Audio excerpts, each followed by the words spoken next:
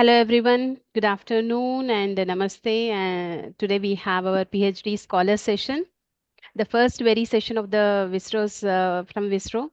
And starting from today, we have for the continuous 3 months, we'll be having the PhD scholar session continuously by each and every scholar. And you can experience many specialized topics which you might have not heard before, have heard interesting sessions. So you can learn many things here. So starting today, we have our one of our PhD scholar, Kirti Malhotra ji, who will be starting with the heart diseases. So before we actually begin with our scholars introduction, I would like to give a introduction to the PhD program in VISRO.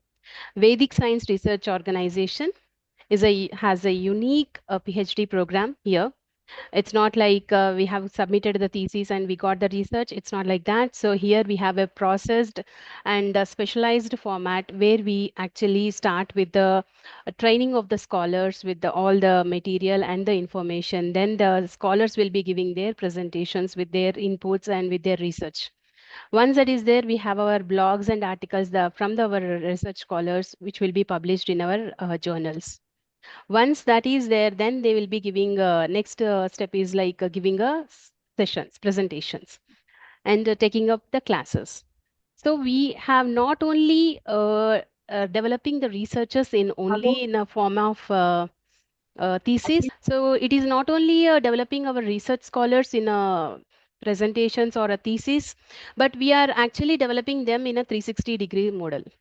We are developing in such a way that they would be able to answer or train other people going forward once the research is done. So here we have a systematic approach like a critical analysis and then practical application of the particular thesis.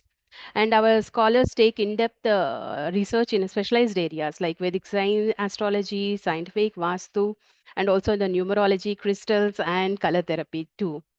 And going forward, you will also experience as many interesting topics like ADHD and also twins, etc.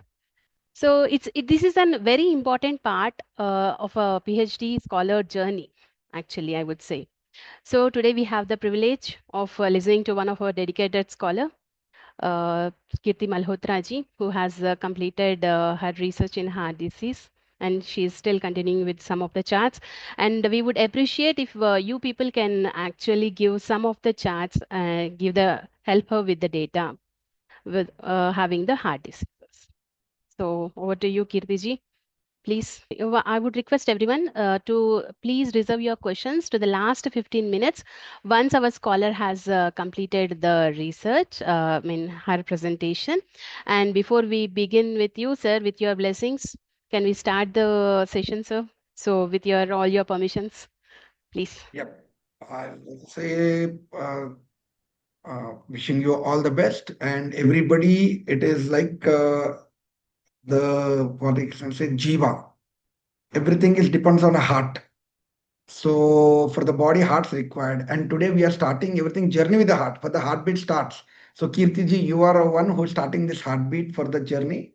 So wishing you a very all the best to you. Over to you.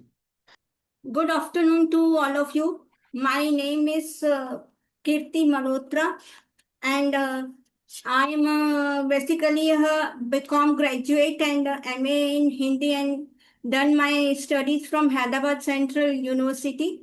And I came into the field of astrology in the year 2015 and 16.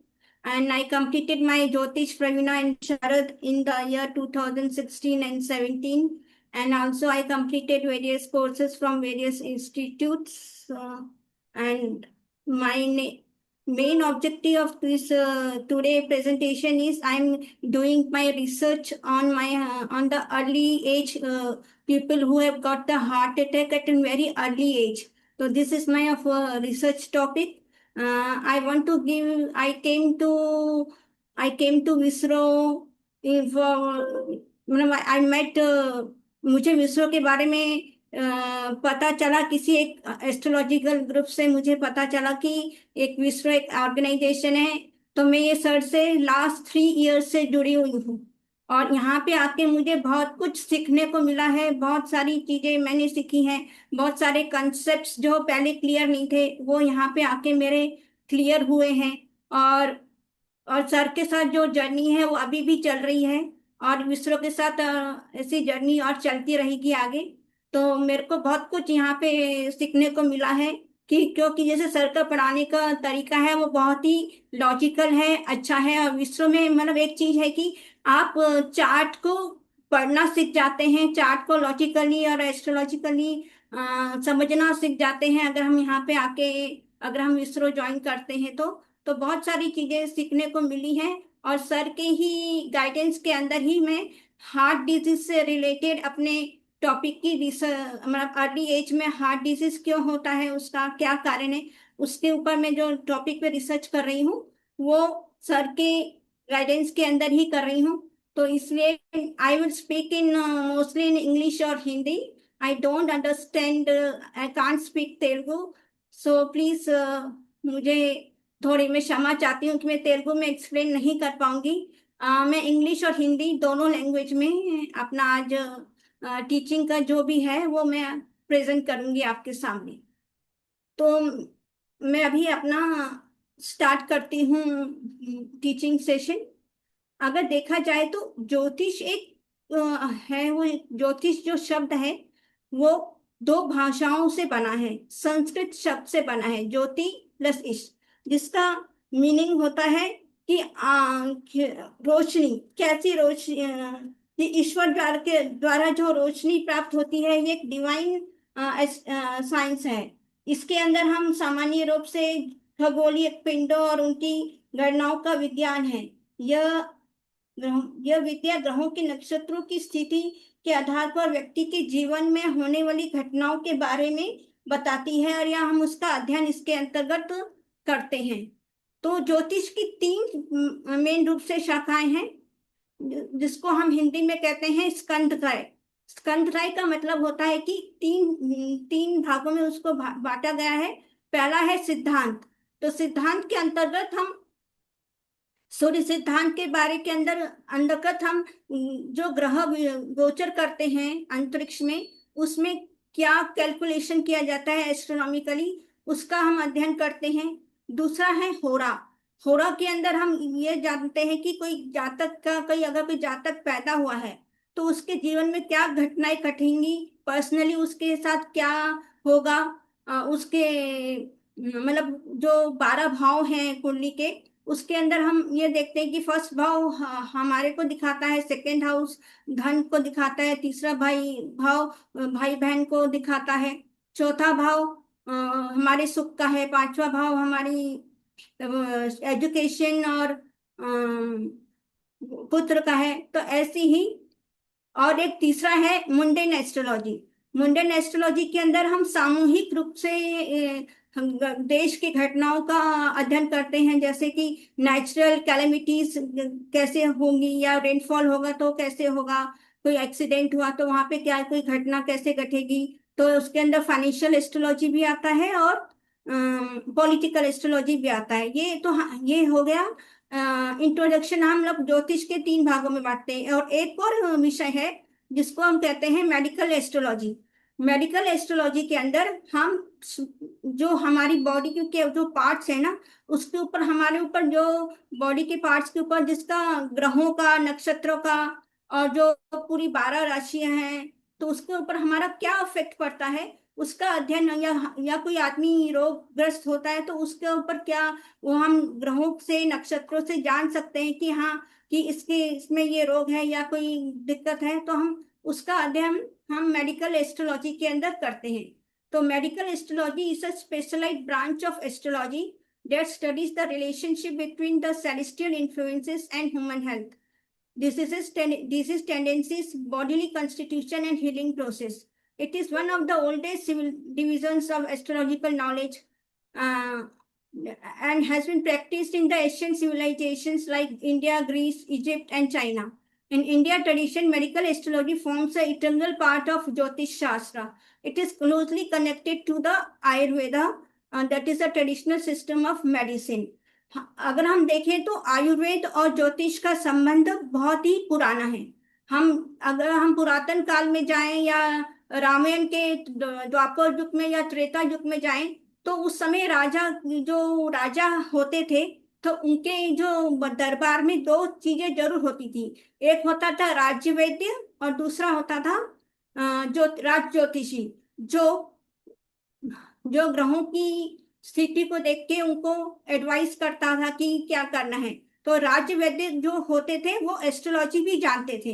तो और वो अगर उनके घर में कोई बीमार होता था, तो वो बोलते थे कि वो वैद्य को बुलाते थे, फिर वो उनकी नाड़ी देख के चेक करते थे कि क्या है, तो फिर वो जड़ी बूटी के द्वारा उनका उपचार करते थे। तो ये सब आयुर्वेद के अंदर हम देखते हैं कि तो आयुर्वेद में इसका जड़ी बूटियों का प्रयोग होता है, जिससे वो दवाई बना के। और पहले ये भी होता था कि ज्योतिष ये भी बताता है कि आपको कौन से टाइम पे कौन सी दवा लेनी चाहिए, हाँ, किस टाइम पे हमें दवाई लेनी चाहिए और कब हम उसका उपचार कब करना चाहिए। ये सब पहले हम चिकित्सा ज्योतिष में पुराने जमाने में पुरातन काल में होता आया।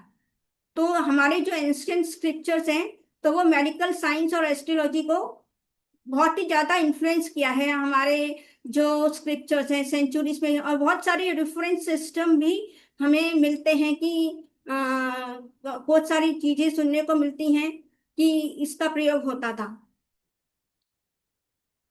नेक्स्ट, तो there is a relationship between the Ayurveda and astrology. Ayurveda and Jyotish है वो these are two closest related branches of traditional Indian knowledge that is originated from the Vedas. Both systems aim to maintain health, harmony, and balance between the individual and the cosmos.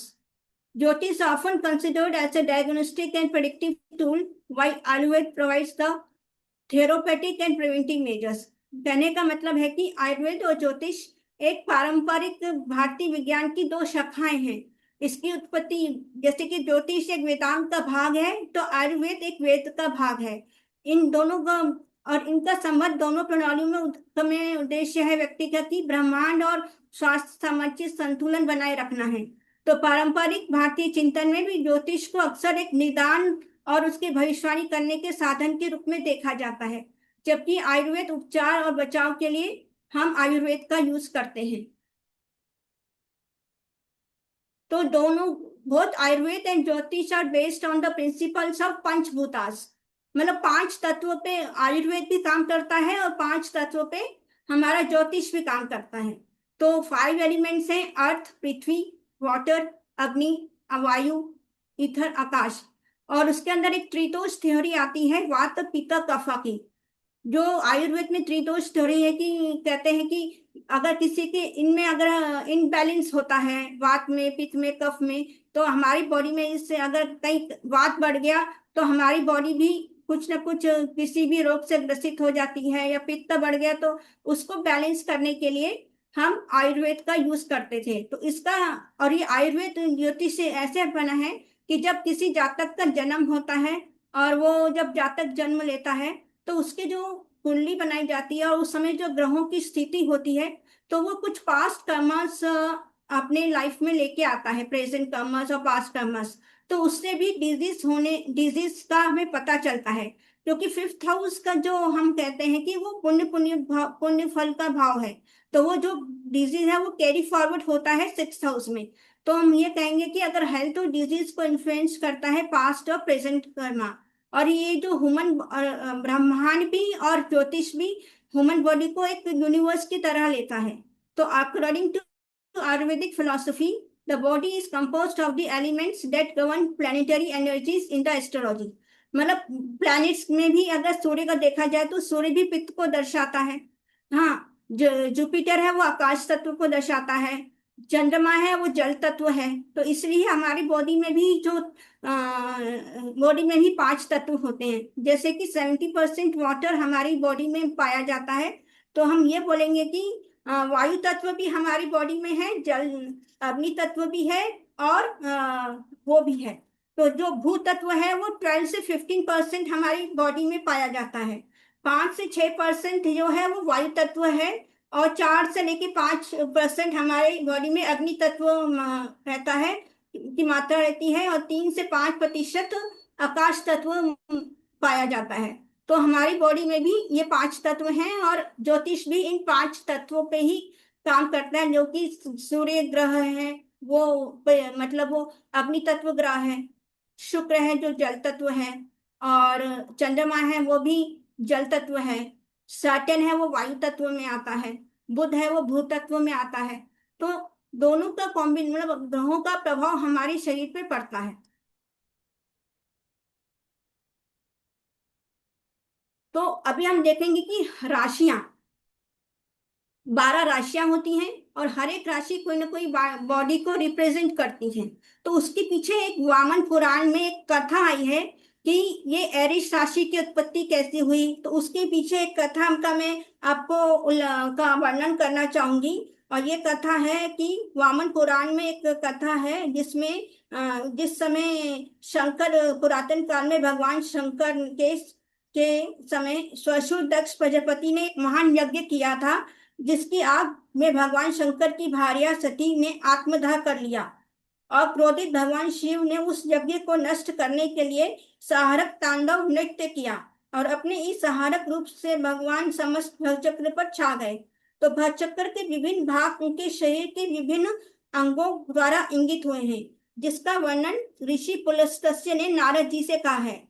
तो वो बोलते हैं, मुनि श्रेष्ठ, मैं अब आपके समक्ष त्रिपुरारी भगवान शिव के उग्र रूप का वर्णन करता हूँ, जो संसार के कल्याण के लिए संपूर्ण जगत पर छा गए। तो उन्होंने बताया कि पूरे अश्विनी, भरणी एवं कृतिका के एक चरण से युक्त मंगल का जो क्षेत्र है, वो जो मेष राशि कहलाती है, वह महादेव का सिर है। हे ब्राह्मण, कृतिका के 3 चरण, पूरी रोहिणी और एक नक्षत्रिका के 2 पूर्व चरण से युक्त शुक्र का क्षेत्र है, जो वृष राशि कहलाती है, वो उनका मुख है। मृगशिरा नक्षत्र के शेष 2 चरण और पूरी आद्रा और पुनर्वसु के 3 पाद से युक्त बुध का जो क्षेत्र है, मिथुन राशि, वो भगवान शंकर की 2 भुजाएं हैं। पुनर्वसु का 1 चरण, पूरा पुष्य और अश्लेषा नक्षत्रों वाला चंद्रमा का क्षेत्र कर्क राशि, यज्ञ विनाशक भगवान शिव के 2 पार्श्व हैं। हे ब्राह्मण, सिंह राशि जो पूर्ण रूप से मघा, पूर्व फाल्गुनी और एवं उत्तर फाल्गुनी के 1 चरण से बनती है, जिसका स्वामी सूर्य है, वो शंकर का हृदय है। उत्तर फाल्गुनी के 3 चरण, तो मैं पूरे हस्त एवं चित्रा के 2 पूर्व चरण वाला बुध का जो द्वितीय क्षेत्र जो कन्या राशि कहलाती है, वो शंकर का जठर पेट है। चित्रा के शेष 2 चरण हैं, पूर्ण, स्वाति तथा विशाखा के 3 चरण, जो शुक्र के द्वितीय क्षेत्र तुला का निर्माण करते हैं, वह महादेव का नाभि क्षेत्र है। वृश्चिक राशि है जो मंगल की द्वितीय क्षेत्र है, जो एक चरण विशाखा तथा पूर्ण अनुराधा व ज्येष्ठा से बनता है, वह उनका जनांग है। तो संपूर्ण मूला, पूर्वाषाढ़ा या उत्तराषाढ़ा का 1 चरण जो गुरु क्षेत्र धनु को मानते हैं, महादेव की जंगाएं हैं। हे मुनि, शनि का क्षेत्र मकर जो उत्तराषाढ़ा के शेष 3 चरणों, पूर्ण श्रवण तथा धनिष्ठा के 2 चरणों से बनता है, दोनों घुटनों का प्रतिनिधित्व करता है। वो धनिष्ठा का उत्तरायण और पूर्ण शतभिषा तथा पूर्व भाद्रपद के 3 चरण जो शनि की दूसरी राशि कुंभ को बनाते हैं, वह उनकी पिंडलियां हैं। तो मीन राशि जो गुरु की द्वितीय राशि है, जो 1 चरण पूर्व भाद्रपद और पूर्ण भाद्रपद तथा रेवती से बनती है, वह उनके दोनों पैर हैं। तो ये कथा के अनुसार ही मैं कहूंगी कि ये राशियों की मतलब जो जहां जहां पे जब चक्र पे पूरे फैल गए और जहां जहां पे उनके टुकड़े गिरे, तो वो राशि के हिसाब से पूरे बॉडी पार्ट्स को विभाजित किया गया है। तो एरिस जो है वो हेड और ब्रेन को दिखाती है। टॉरस जो है वो फेस, नेक और थ्रोट को दिखाती है। जेमिनी राशि है जो शोल्डर्स और आर्म्स को दर्शाती है। कैंसर है जो हार्ट, लंग्स और चेस्ट और ब्लड और स्टमक को दिखाती है। लियो जो है वो हार्ट और स्पाइन को दिखाती है। वर्गो जो है वो इंटेस्टाइन और स्प्लीन को दर्शाती है। और लिब्रा जो है वो लोअर एब्डोमेन पार्ट को, किडनीज को दर्शाती है। स्कॉर्पियो है जो रिप्रोडक्टिव ऑर्गन और सेजिटेरियस थाइस और हिप्स को दर्शाती है। कैप्रिकॉर्न है जो नीज को दर्शाती है। और एक्वेरियस है जो एंकल्स और क्लाउड्स को दर्शाती है। और पाइसेस फुट और टोस को दर्शाती है। तो इसी प्रकार 12 भाव भी हैं जो मेडिकल एस्ट्रोलॉजी में बॉडी पार्ट्स, जो 12 भाव जो हैं वो भी हमारी बॉडी के किसी न किसी पार्ट को दर्शाते हैं और उसको सिग्निफाई करते हैं। तो इन वैदिक medical astrology each house governs specific organs, psychological functions, disease, tendencies, heart related condition, health related condition. The interpretation is primarily based on the classic principles of Bharat Shastra, सारावली and फल Deepika. First house है जो है वो तनुभाव, जो संस्कृत में उसको तनुभाव कहते हैं। तो वो उसका जो बॉडी पार्ट है वो ब्रेन, हेड और ओवरऑल बॉडी को दर्शाता है, मतलब फिजिकल बॉडी को दर्शाता है। और जो मेडिकल सिग्निफिकेशन वो बताते हैं कि हमारी बॉडी का कॉन्स्टिट्यूशन कितना है, हमारी वाइटलिटी पावर कितनी है, हमारा इम्यूनिटी सिस्टम कैसा है, अगर किसी की जातक का जनरल हेल्थ कैसा रहेगा, अगर किसी को रोग हुआ है तो उस डिजीज से लड़ने की क्षमता कितनी है, वो रेसिस्टेंस पावर, वो फर्स्ट हाउस दिखाता है। दूसरा है सेकेंड भाव, धन भाव। धन भाव जो हम तो ऐसे अगर देखें तो धन भाव अगर नेटल चार्ट में कहा जाता है, पर बॉडी पार्ट्स के लिए मेडिकल एस्ट्रोलॉजी में सेकेंड पार्ट हमारे फेस को, माउथ को, टीथ को, टंग को और राइट आई को दर्शाता है। तो उसके जो मतलब हम जिस प्रकार का भोजन करते हैं वो भी दिखाता है। हमारा डाइजेशन कैसा रहेगा वो भी हमें इस सेकेंड हाउस से पता चलता है। अगर वहां पे कोई अगर मेलेफिक प्लैनेट है तो वो हमें बताता है कि हमारे जो खाने का, हम खाना ठीक से डाइजेस्ट कर पाएंगे कि नहीं, वो भी हमें इसी सेकेंड हाउस से पता चलता है। अगर वहां पे कोई मेलेफिक प्लैनेट है तो ये दर्शाता है कहीं ना कहीं हमें खाना हजम होने में कोई ना कोई दिक्कत आएगी या कुछ होगा, या उसका पाचन तंत्र, हम खाते किस तरह का तरीके से है वो दर्शाता है। अगर वहां पे शुभ प्लैनेट है या बेनिफिक प्लैनेट है तो हमारे न्यूट्रिशन को, हमारी वाणी कैसी है, ऐसा देखा गया है कि अगर सेकेंड हाउस कहीं ना कहीं अफ्लिक्टेड हो तो हमारी वाणी में भी कुछ ना कुछ विकार पैदा हो जाते हैं। तो वो हमारे स्पीच ऑर्गन्स को बताएगा, ईटिंग हैबिट्स को बताएगा, डेंटल से रिलेटेड जो टीथ से रिलेटेड प्रॉब्लम होती हैं, थ्रोट मतलब गले से रिलेटेड जो भी हमारी को बीमारियां या कुछ एलिमेंट्स होते हैं वो सेकेंड हाउस दर्शाता है। थर्ड हाउस है वो जिसको हम कहते हैं संस्कृत में सहज भाव, जो हम लोग बोलते हैं कि भाई बहनों का या सिबलिंग्स का भाव है। अगर हम नेचुरल उससे देखें तो मेडिकली एस्ट्रोलॉजी के हिसाब से अगर हम देखें तो वो शोल्डर, आर्म्स, हैंड्स, लंग्स और नर्वस सिस्टम को बताएगा और रेस्पिरेटरी हेल्थ को सिग्निफाई करेगा। नर्वस डिसऑर्डर्स कैसे होते हैं, स्टेमिना कितना है, मतलब स्टेमिना यहाँ पे इसलिए है कि थर्ड हाउस हमारे करेज का भी है। अगर किसी को कोई रोग हुआ है तो उसमें लड़ने की क्षमता उसमें है कि नहीं, वो स्टेमिना हम थर्ड हाउस से देखेंगे। फोर्थ हाउस है सुख भाव, जो हमारे यहाँ पे हम इसको कहेंगे अगर काल पुरुष कुंडली के हिसाब से तो कर्क राशि है। और अगर हम इमोशनली देखें तो ये इमोशनल हेल्थ को भी दर्शाता है कि हम मानसिक रूप से कितने मजबूत हैं, हमारा चंद्रमा कितना मजबूत है। तो ये सब हम इमोशनली कैसे हैं देखेंगे। तो ये हमारा फोर्थ हाउस हमारे चेस्ट, हार्ट, लंग्स और ब्रेस्ट को दर्शाता है साथ में। और ये हमारी कार्डिक हेल्थ और इमोशनल वेलबींग, क्योंकि सर्कुलेशन का कारक भी कहा जाता है फोर्थ हाउस में, और पुलमोनरी डिसऑर्डर्स को भी दर्शाता है। फिफ्थ हाउस है जो अगर हम कहेंगे तो वो पुत्र भाव होता है, पर मेडिकल एस्ट्रोलॉजी के हिसाब से वो upper abdomen, stomach, heart rhythm, मतलब हार्ट रिदम के कभी कभी क्या होता है कि जब हार्ट पंप करता है तो हमें पता चलता है कि एकदम कहीं ना कहीं हार्ट बीट कम हो जाती है।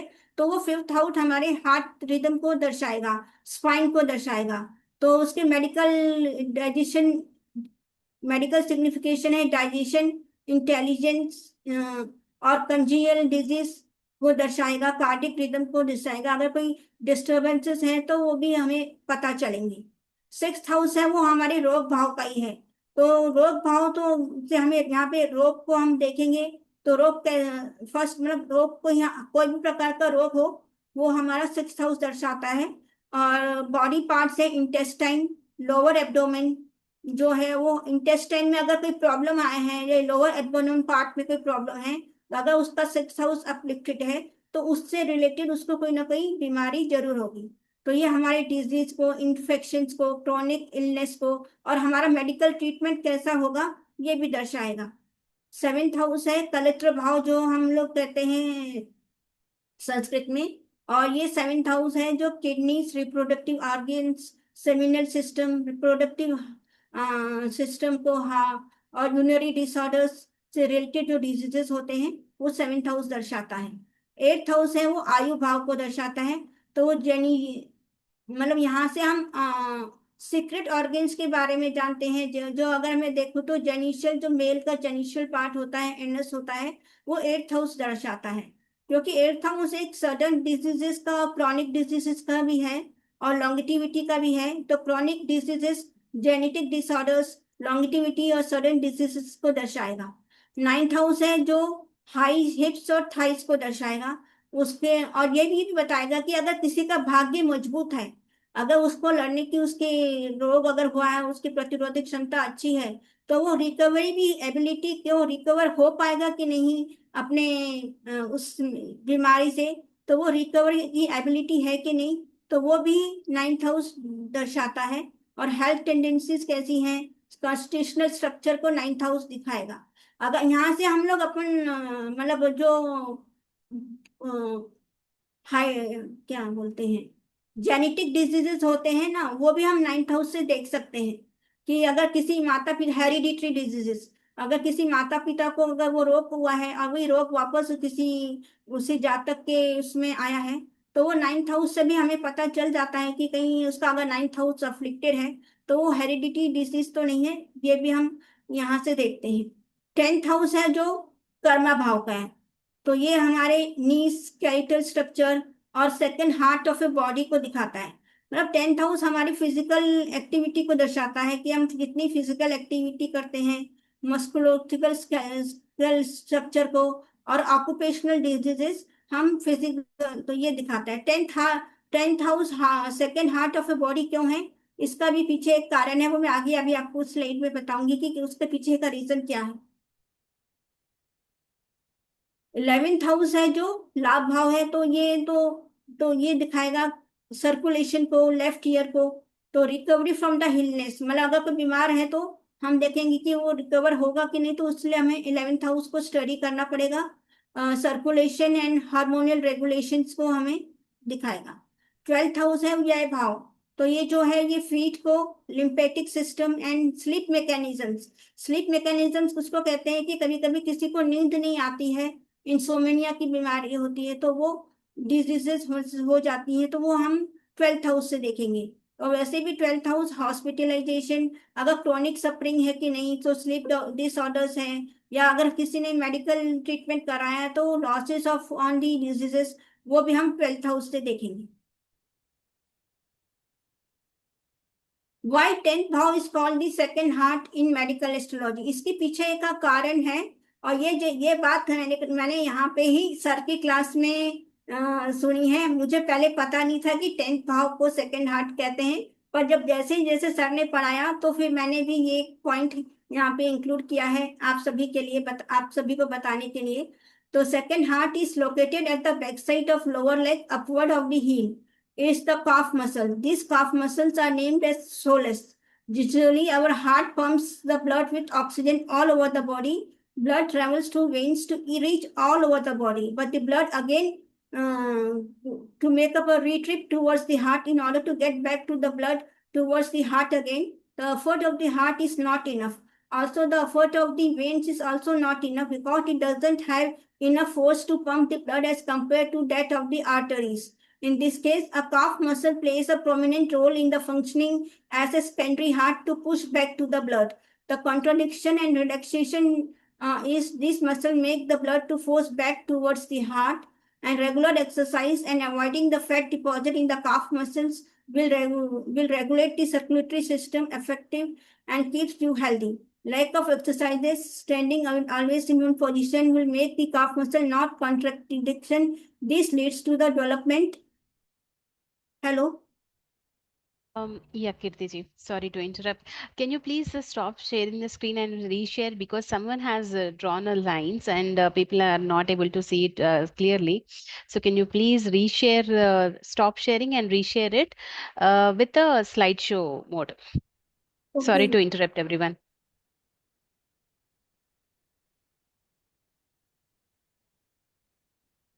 You can share once again. Okay, ma'am.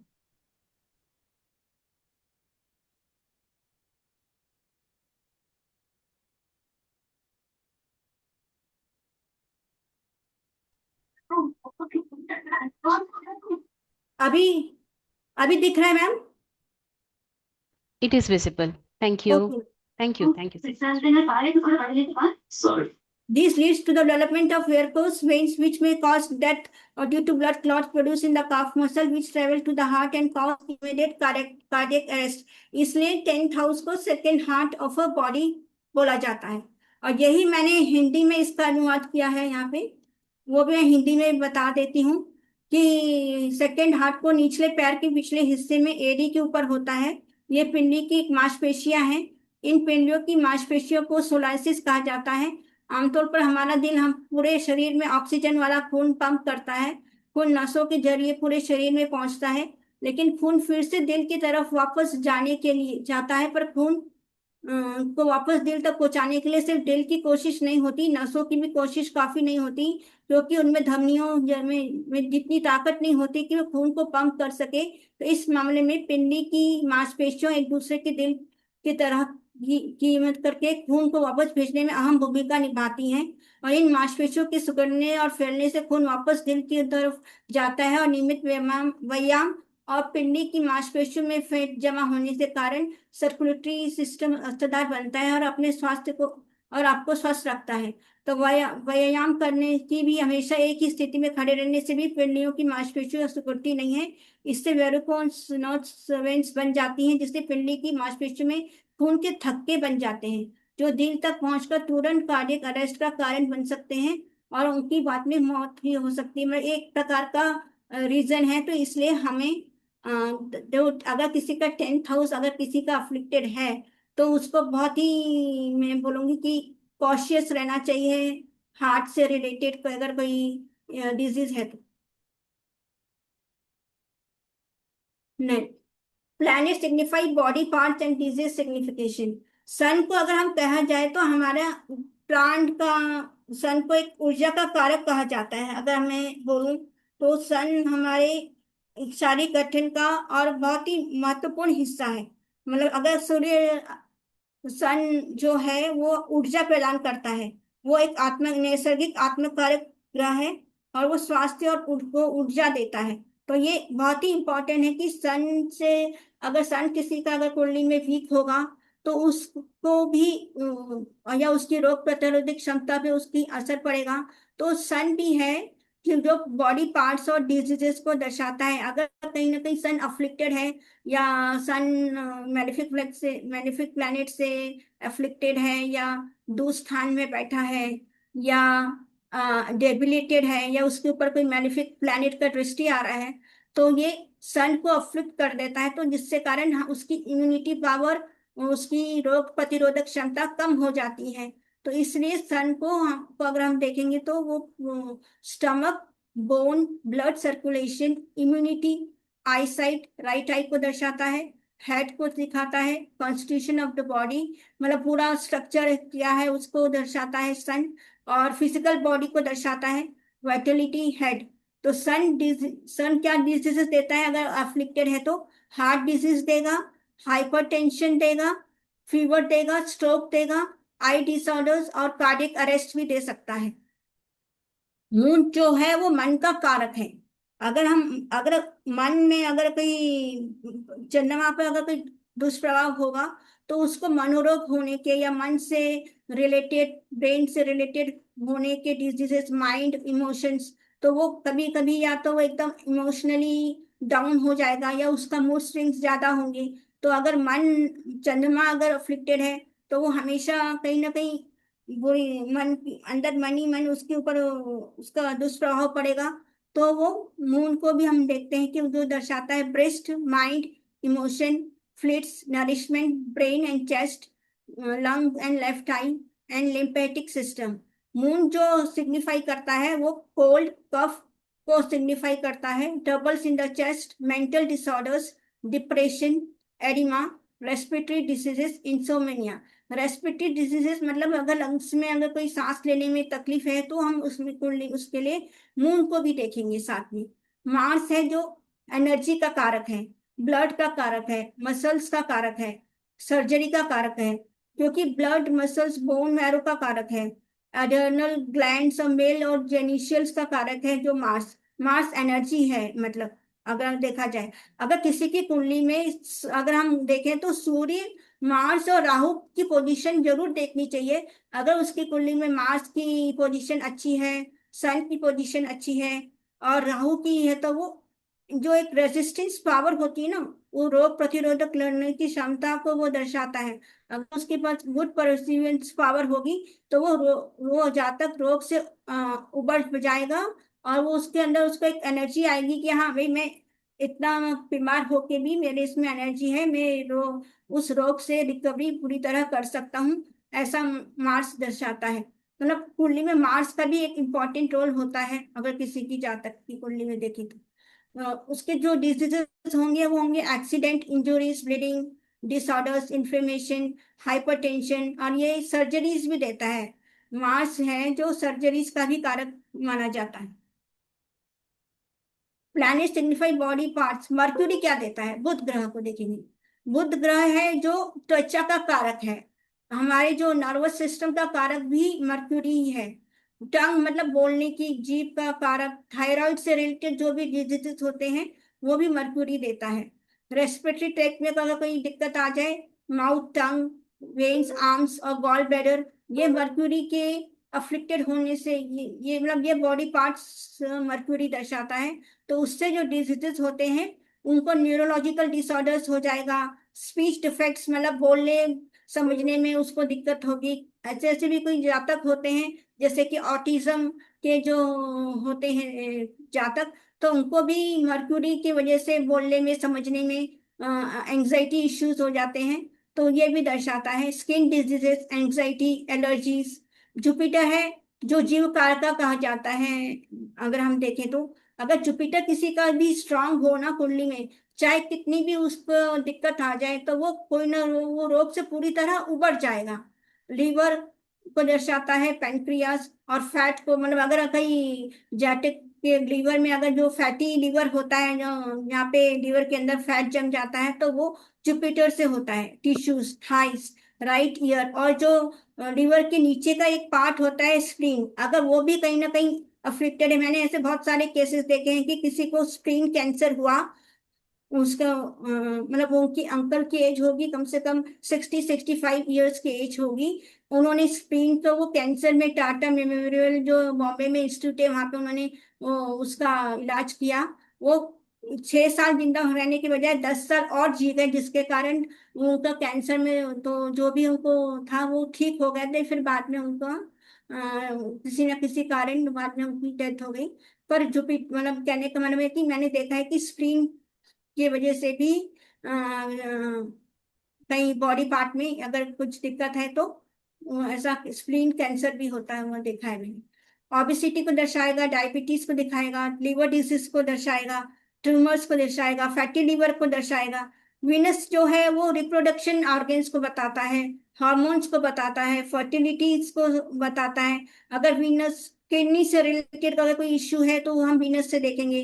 Reproductive organs, ovary, सीमेन, ये सब हम वीनस से देखेंगे. उससे जो रिलेटेड डिजीजेस होते हैं, kidney disorders, infertility, ventral diseases, hormonal diseases और कोई हार्मोनियल इम्बैलेंस, वो वीनस की वजह से होता है.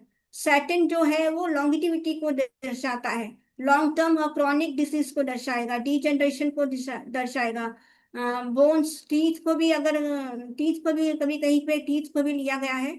जॉइंट्स एंड नर्वस सिस्टम और लेग्स को मतलब अगर कोई तो मतलब सैटर्न अगर देखा जाए तो लॉन्ग टर्म डिजीजेस ज्यादा देता है. तो वो क्या होगा, अगर वो अफ्लिक्टेड है तो वो आर्थराइटिस दे देगा लोगों को. मतलब जो घुटनों से रिलेटेड आर्थराइटिस की बीमारी होती है तो वो दे देगा, पैरालिसिस दे देगा, क्रोनिक इलनेस दे देगा, रेथुमेटिज्म दे देगा, ऑस्टियोपोरोसिस मतलब हड्डियों का चटकना जिसको हम बोलते हैं, तो ऑस्टियोपोरोसिस भी सैटिन की वजह से ही होता है। और अभी आते हैं राहु और केतु। राहु और केतु अगर देखा जाए तो ये अज्ञात बीमारी देते हैं, टॉक्सिन्स, एपिडेमिक्स, एब्नॉर्मल ग्रोथ। और राहु का अगर अगर देखा जाए तो ये एक्सटर्नल ग्रोथ देता है।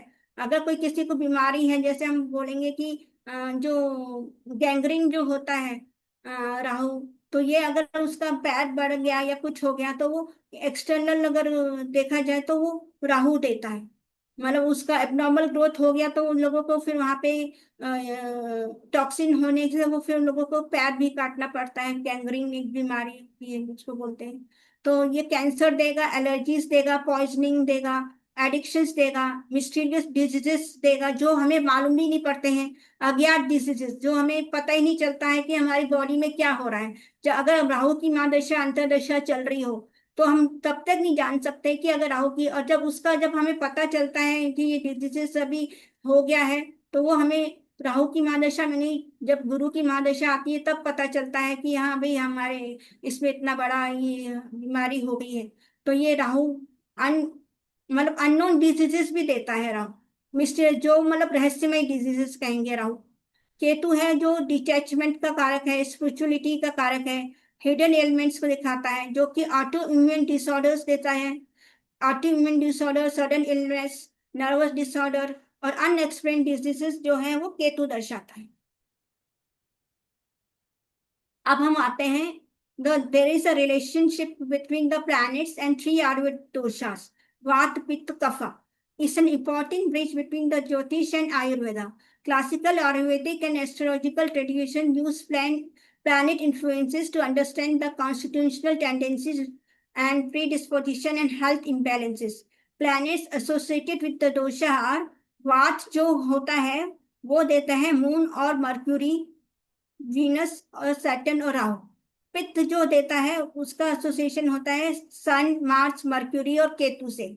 और कफ है जो है वो चंद्रमा, बुध या जुपिटर या वीनस कहेंगे कि ये मतलब अब हमारे समझो कि अगर किसी की कुंडली में कफ ज्यादा दिख रहा है, ठीक है, तो वो फिर यहाँ तो चंद्रमा की वजह से है या जुपिटर की वजह से है या वीनस से, तो मतलब उसका शरीर कफ जनित है, पित्त जनित है। मतलब पित्त ज्यादा है, तो वो अग्नि तत्व अगर राशियां हैं या अग्नि की मात्रा उनकी बॉडी में ज्यादा है तो वो सन, मार्स, मर्क्यूरी और केतु ग्रह देते हैं।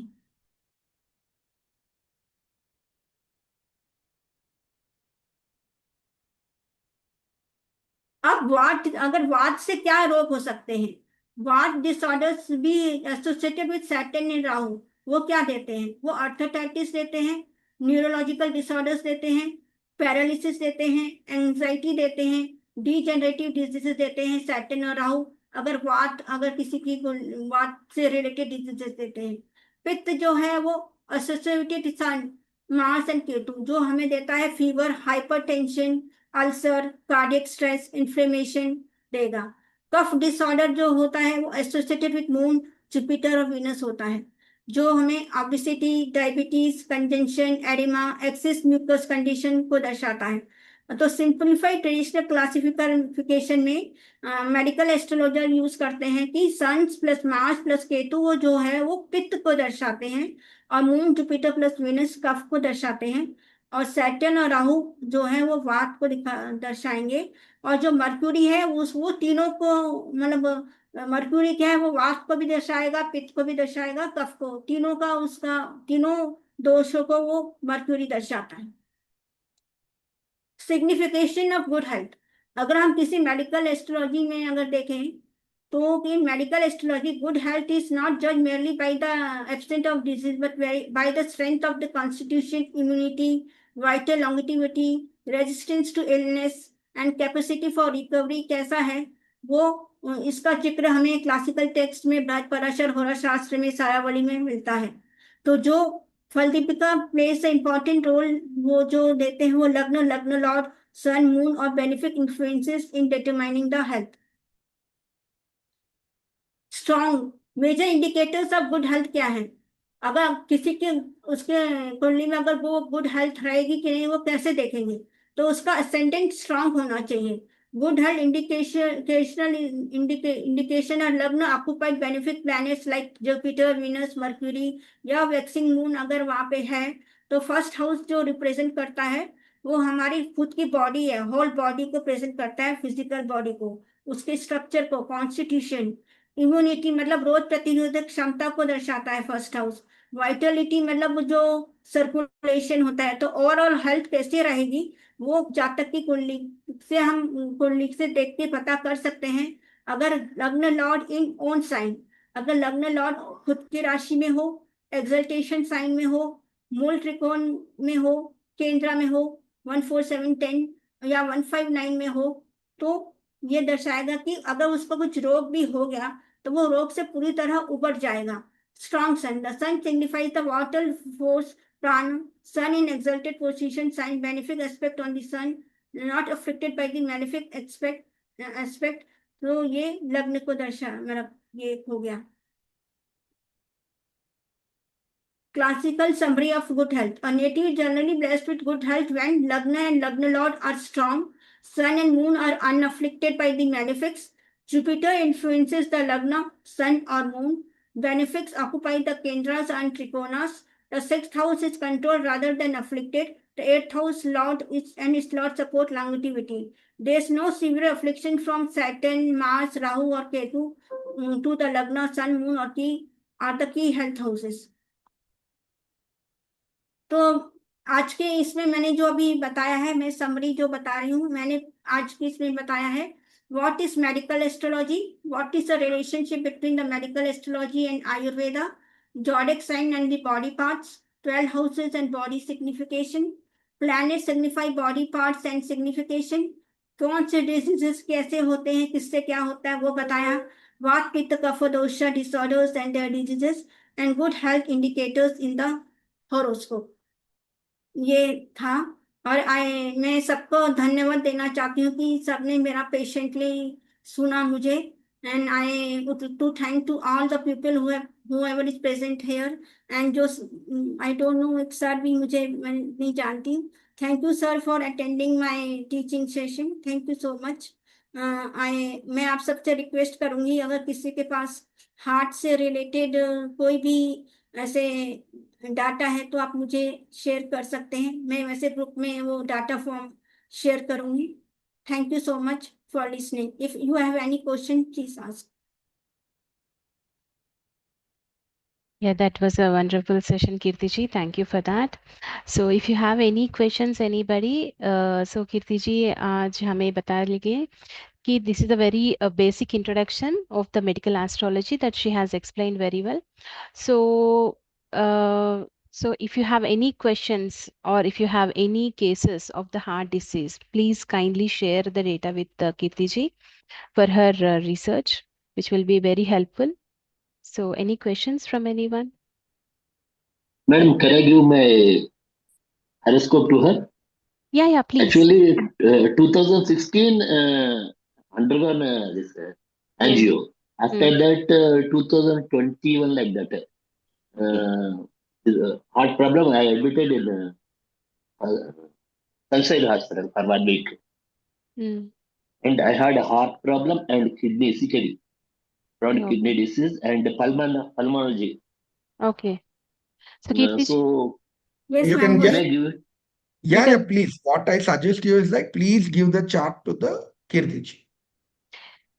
Kirti Can ji, I give kindly. details, You can sir? note down the Sri Ram's this thing. You can have a number from later on. You can have his number from Archana ji, something like you can connect with him and note down all the case studies. Okay, sir. So anyway, Kirti ji will be sending a requisition form, right, Kirti ji? You'll be Yes, sir. sending, so everyone can give your feedback and also the data required to Kirti ji from through her form. Yeah. Two Madam, small thank you, madam. questions.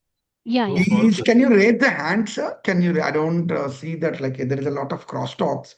If you can raise the hands, it will come on the top. So many people have been switch off the camera, so they are going down. So they are not visible. So can you raise the hand? Who is it speaking? I There can't is a see the hand raised. hand. I can't see the hand. Okay, there is a react button, sir. There is a react button. React is there, yes. If you can click on react, there is a raise hand. Got it. Got it. Yeah, thank you, sir. Yeah, Mudrakarta ji. Namaskar. Yeah, Can you switch on the camera, sir? So my camera, something is wrong with it. It's coming and going. Oh, okay, okay. Good. Something is wrong. Anyway, so one small question is that calves represent 11th house, and you have said why 10th house is important. You know, there you have described about, in that slide you have described about calves. Yes, sir. You have given one separate slide for 10th house. Yes, to sir. explain why the need for calves to pump back Yes, the blood. But in the actually 11th house, you have also mentioned 11th house as calves. Yes, sir. Yes, sir. Sir दोनों को दर्शाता है, इसलिए पर main role जो है वो 10th house में सेकंड हार्ट का जो काफ मसल्स होता है वहां पे, तो वो उसमें, तो इसलिए मैं वो दोनों 11th हाउस में भी है, 10th में, दोनों में आता है सर. अच्छा, तो और एक स्मॉल क्वेश्चन है. तो मैं सोच रहा था आप थोड़ा हार्ट डिजीजेस पे फोकस करेंगे, जैसे कि Sir, in the next session I will focus on the heart disease and what are the combinations and the heart disease, what type of heart diseases and what are the powers we used to see in the heart disease and do stand a lot. In the next session I will explain all the things, sir. Okay, great. It was a good presentation. Thank you, Congratulations sir. to you. Thank Very you, good sir. progress. Oh, any other questions? No more questions. So, first of all, I'd like to, anybody? Do you have any questions? Okay, good one. So first of all, I'd like to congratulate Kirti Malhotra. Malhotra, it's a very good. But like once you complete your this thing, so I would like to request everyone to just share your comments, like how it is, anything to be improved, so that our scholars will be improving, because you are the one, whether you understand or not, what exactly it is your feedback. So definitely it will be very helpful for them. And there are a couple of topics, as like Archana has given the introduction. In the introduction, that like it has been an ongoing process with all the research level points only we have been describing it. So people, please share your things in your team with your groups. It is a completely a free of cost. We are not charging anything. It is only the knowledge sharing. So I request you all to please share this. Okay ये सभी लोगों को पास कीजिए, आपके group में पास कीजिए. And also all the videos will be upload in the YouTube, so they will have a directly access. You can always refer this videos in the YouTube. So it is an open session, and also BGuru is always there, so you will always have that one. So it is a regarding a noise, right? So once you forward it, so it will be, the knowledge will be spread. That's it. That is the main intention of a Visra, is that knowledge has to be spread. That's it. It is not a commercial activity. It is only the knowledge spreading kind of. Yes, Abhishala. Sir, excellent session, sir. Nice presentation. Very nice. And I feel I'm proud to be your student, sir. After hearing this all, I'm seeing my future also. Thank you, sir. Yeah. Thank you so much for your things. Yeah, Nagaminakshi. Last నా చూపించిన indicators of good health short ఒకసారి చూపించడానికి వీలు పడుతుందా? YouTube లో ఉంటుందమ్మా, ఇవన్నీ YouTube లో ఉంటాయి మొత్తం మీకు. Thank you. మీతో సాయంత్రం కల్లా రేపటికన్నా యూట్యూబ్ లోకి వెళ్ళిపోతుందండి మొత్తం. అలాగే, thank you. You can always chart ఇస్తాను నేను. తప్పకుండా అండి, తప్పకుండా అండి. మీరు ఎప్పుడైనా హెల్ప్ లైన్ తో కనెక్ట్ అవ్వండి. కీర్తి గారి నెంబర్ కూడా ఉంటుంది. కీర్తి గారి నెంబర్ పెట్టాను అందులో మెసేజ్ లో. అది కేసు ఏంటంటే టెట్రాలజీ ఆఫ్ ఫాలే ఐసన్మంజస్ సిండ్రోమ్ అని. ఆవిడ యాక్చువల్గా మా స్టెప్ మదర్ అనమాట. By birth she was heart patient. మా ఇంట్లో ఉండేవారు. మాకు యాక్చువల్గా టైం తెలీదు, చార్ట్ డేట్ ఆఫ్ బర్త్ మాత్రం ఇవ్వగలను. కేసు అలాగే పర్వాలేదు. Thank you. There is a Kirti, if you can look into the chat box, she has already shared the details and everything. Anyway, somebody will copy and give it to you. Yeah, Hari Prasad garu. So it's a wonderful and good session, sir. Better I'm also presentation. ఏమంటారు నాకు తెలియట్లేదు. నేను కూడా ఆతృతగా ఉన్నాను అలా ఇచ్చేదానికి. ఇంకొకటి కూడా one of them will be that last time since I want to gangrene is the main karaka is the mask. Thank you, mask. But here presentation gangrene వచ్చేసి రాహు అన్నారు. అది వండర్ఫుల్ కొత్త విషయాలు మేము తెలుసుకునే అవకాశం it's wonderful and great. Thank you for your things. So that's all for now. Thank you so much. Yeah, Kirti. Thank you, sir, giving me the opportunity to present my presentation and giving. अगर कोई sir गलती हुई हो तो माफ कर दीजिए. Definitely, absolutely, it's a good one. आगे का presentation अच्छा बनाइएगा. ठीक है? Thank you so much. Namaskar, everybody. Thank you so much. And please do keep in touch. And you can connect to the announcements group. You can share the announcement group to anybody who has been interested. The link will be posted openly to the announcement. You can share this link also to everyone. Thank you so much. Namaskar. The next the next PhD scholar session is on 5th, so the same time will be there. So please join on the 5th on the marriage analysis. Marriage analysis by Nalam Venkat Lakshmi. Okay. So next session, ఇది తెలుగులో ఉన్న అందరికీను. Anyways, Nagalakshmi is like very well English maybe expert in आजकल. So she will also continue in Telugu. Mainly presentation will be in Telugu. She will continue in English also. So both the things. So please join on 4 o'clock on 5th of this month. That is on Friday. Thank you so much.